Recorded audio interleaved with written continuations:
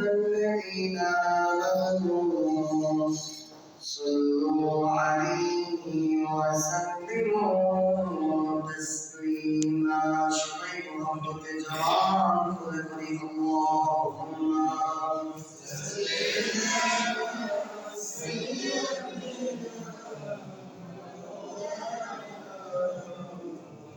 وعلى آله سيدنا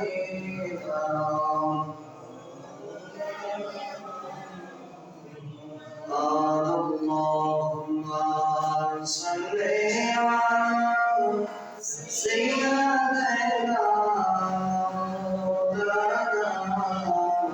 محمد وعلى آل سيدنا مولانا محمد যে মানুষের বেদনা যে মানুষের বেদনা কেঁদেছিল আজীবন মদিনায়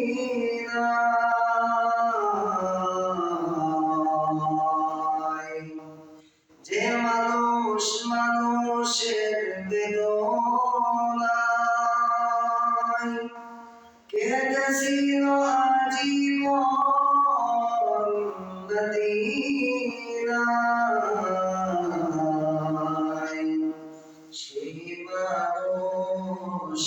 সেই মানুষ এত সুন্দর সেই মানুষ এত সুন্দর না জানিতাম হলে প্রভু তুমি কত সুন্দর তুমি কত সুন্দর আল্লাহুম্মা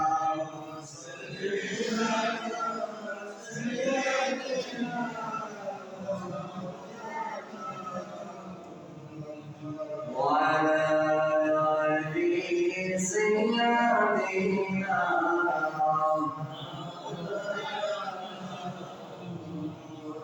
একটু মন থেকে দিল থেকে একটু জিকির করে লা ইলাহা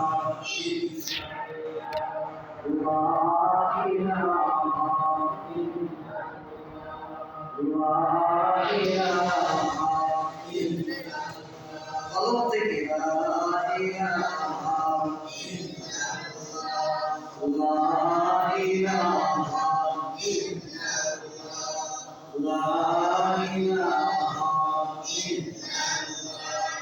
জীবন ভেবে চলো মানুষ কথাগুলো বুঝে যাবে জীবন ভেবে চলো মানুষ সময় খুবই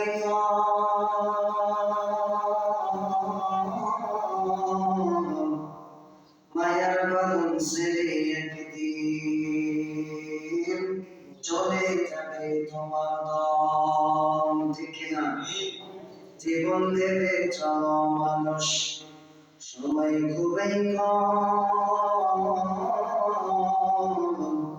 মায়ের বাঁধন ছেড়ে একদিন চলে যাবে তোমার দম থাকবে পরে টাকা পয়সা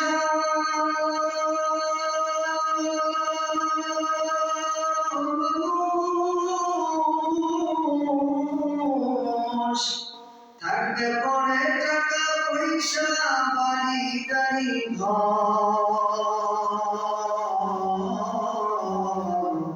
চোখ বুঝিবে হয়ে যাবে পৃথিবীর আপন কিংবা সবাই আলহামদুলিল্লাহ আল্লাহ পাকের কাছে লাখ কোটি শুকর যে শুকর আল্লাহ রাব্বুল আলামিন আমাদেরকে এই মসজিদে জুমাতে আসার বসার তৌফিক দান করেছেন দিল থেকে শুকরিয়া আদায় করি আলহামদুলিল্লাহ আল্লাহ রাব্বুল আলামিন বলেছেন যে বান্দা শুকরিয়া আদায় করে আমি আল্লাহ তাকে শুকরিয়া হক আদায় করার তৌফিক দিয়ে দেই আল্লাহ যাকে হিদায়াত দান করে তৌফিক দিয়ে দেয় সেই ব্যক্তি মসজিদে আসে, ঠিক না? সেই মসজিদে আসার তৌফিক হয়ে যায়। মানুষ আজকাল দেখে মাঠে ঘাটে ব্যস্ততার মধ্যে সবাই ব্যস্ততা নিয়ে আসে, সকাল থেকে একদম বিকাল পর্যন্ত ব্যস্ততা নিয়ে আসে। মানুষ এতই অধম হয়ে গেছে, যখন রাত হয়ে যায় সকালে কিটা করবে সবকিছু তার ব্রেনে বসে। রাতে মানুষটা মাথায় নিয়ে বলে কালকে আমার অমুক জায়গায় আমার শুরুয়াত করতে হবে, অমুক জায়গায় আমার কাজ আছে, এই কাজগুলো কিভাবে করবো, এগুলো ডিফেন্ডেড করে তার মাথার ভিতরে, ঠিক না? এগুলো তার মাথার ভিতরে ডিফেন্ডেড করে। অথচ আল্লাহ জানাই দিলেন, বান্দা আমি তোমাকে ডিফেন্ডেড করে দিব, তুমি আমার জন্য হয় মান কানা লিল্লাহু কানাল্লাহু লাহু, যে তুমি আমার জন্য হও দুনিয়াটা তোমার জন্য হয়ে যাবে। সুবহানাল্লাহ। আমরা কেমন হয়ে গেছি, আমরা মনে করতেছি দুনিয়াটা আমার, আর দুনিয়াটা মনে করতেছে দুনিয়াটা হলো আল্লাহ। তাহলে এই জন্য আমাদের ভিতরে সংকট দেখা যাচ্ছে। কিন্তু আমরা দুনিয়াতে চলতেছি ফেলতেছি, সংকট কিসের জন্য দেখা যাচ্ছে? এই যে আমরা এগুলো করতেছি, করার ভিতরে আমরা থাকতেছি, এই কারণে আমরা অধঃপতনের দিকে চলে যাচ্ছি। যাই হোক, আপনাদের সামনে গত জুমায় আমি আলোচনা করেছিলাম মুমিনের পরিচয় সম্পর্কে। আমি বেশি কথা বলবো না, মুমিনের কার্যকর কথাগুলো আপনাদের সামনে তুলে ধরবো ইনশাআল্লাহ।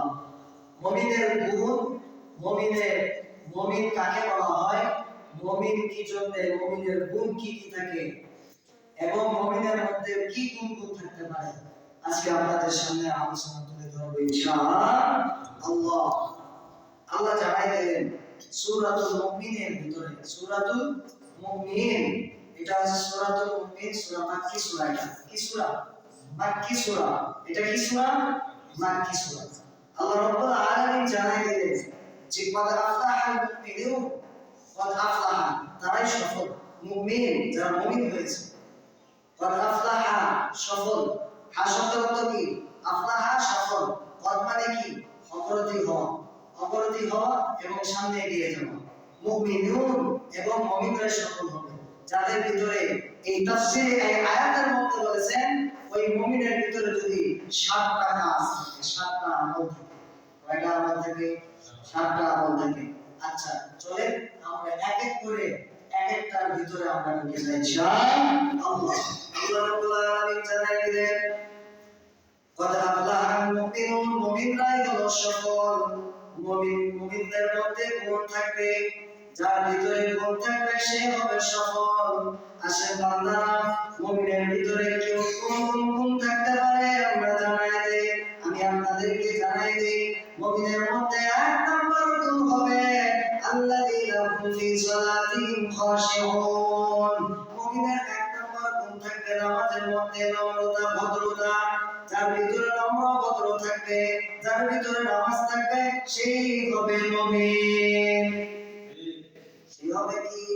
মুমিন। এক নম্বর মুমিনের গুণ আল্লাহ রাব্বুল আলামিন জানাই দিলেন, বান্দা আল্লাযীনা হুম ফি সালাতিহিম খাশিউন।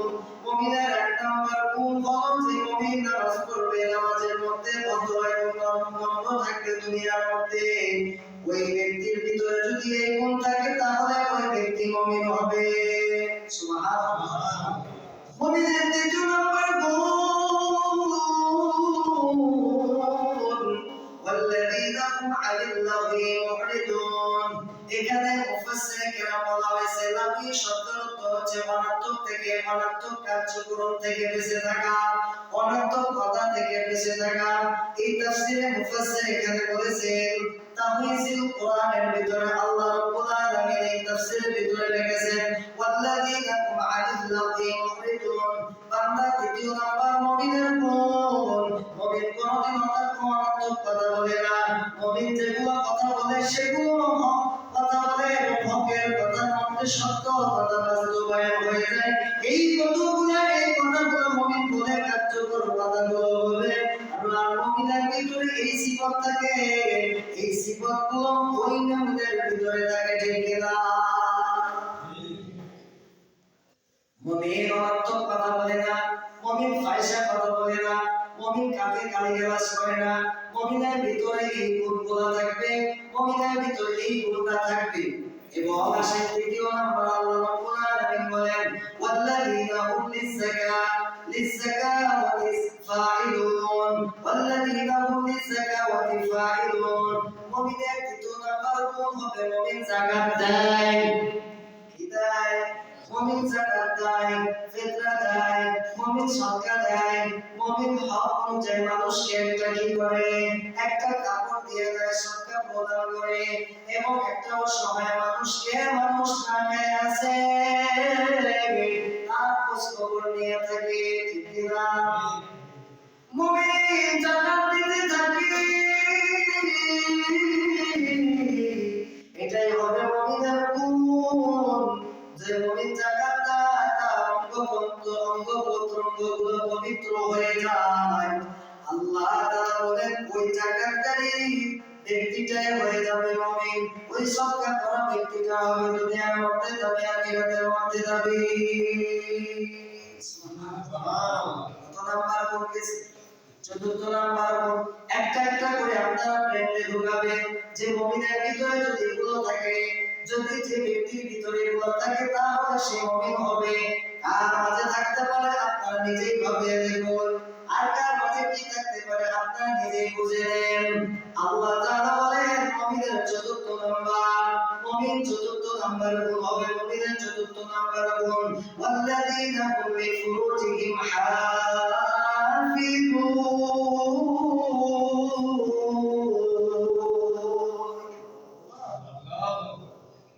মুমিনের চতুর্থ নাম্বার গুণ হবে মুমিন লজ্জাস্থানকে হেফাজত করে। কি করে? লজ্জাস্থানকে হেফাজত করে। আজকে লজ্জাস্থানকে আমরা হেফাজত করতেছি না, এই জন্য আল্লাহ টার্গেট করে আমাদেরকে সব কিছু রহমত উঠাই নিতেছে। আর হতভাগা কেন? আজকে আমরা দেখতেছি রহমত পাচ্ছি না, রহমত থেকে বিচ্ছিন্ন হয়ে যাচ্ছি। কিসের কারণে? আজকে আমরা গোপনে গোপনে জেনা করি, গোপনে গোপনে আজকে আমরা নারী ব্যবসা, যুবক ব্যবসা হচ্ছে কিনা? হচ্ছে না, সমাজের মধ্যে হচ্ছে। এগুলো আমাদেরকে এগুলোকে আমরা টোকায় টোকায় বের করে এগুলোদেরকে আমাদেরকে কি করতে হবে? সতর্ককারী বাণী পৌঁছাইতে হবে। আজকে সব জায়গায় নারী পাচার হচ্ছে, সব জায়গায় এই চালু হচ্ছে। কিসের জন্য? ভাই টাকা পয়সা, নারী, এগুলোর জন্য। কি? একটু সামান্য মজা নেওয়ার জন্য। এই সামান্য মজা নিয়ে আজকে দুনিয়া অথম, দুনিয়াটাকে মনে করতেছে সবকিছু, অথচ এই দুনিয়াটা কিচ্ছু হবে না। এখানেই বলেছেন ওয়াল্লাযীনা হুম লিফুরুজিহিম হাফিজুন। মুমিনের চতুর্থ নাম্বার গুণ হবে মুমিন লজ্জাস্থানকে হেফাজত করবে।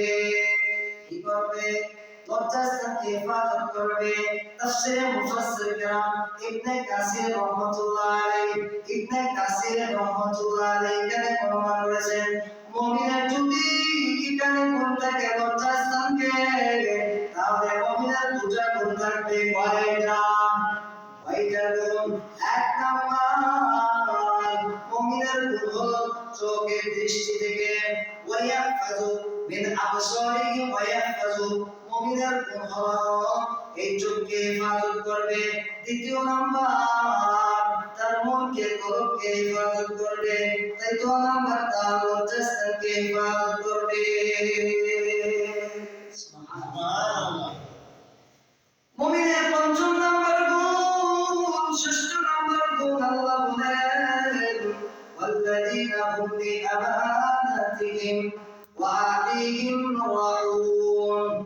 মুমিনের পঞ্চম ষষ্ঠ নাম্বার গুণ হবে, পঞ্চম নাম্বার গুণ মুমিন যখন আমানত দেবে, আমানতকে খেয়ানত করবে না, অঙ্গীকার করবে, অঙ্গীকারকে পূরণ করবে, অঙ্গীকারকে ভঙ্গ করবে না। ঠিক না? অঙ্গীকার করবে, অঙ্গীকারকে প্রতিশ্রুতি দেবে এবং রক্ষণ বিরক্ষণ করবে, কিন্তু তার কাছ থেকে ত্যাগ করবে। করবে কি? করবে না। মুমিনের গুণ হবে এটা। মুমিন আমানতকে খেয়ানত করবে না এবং অঙ্গীকারকে ভঙ্গ করবে না। আসেন এবার সপ্তম নম্বর গুণ আল্লাযীনা হুম আলা সালাওয়াতিহিম ইউহাফিজুন।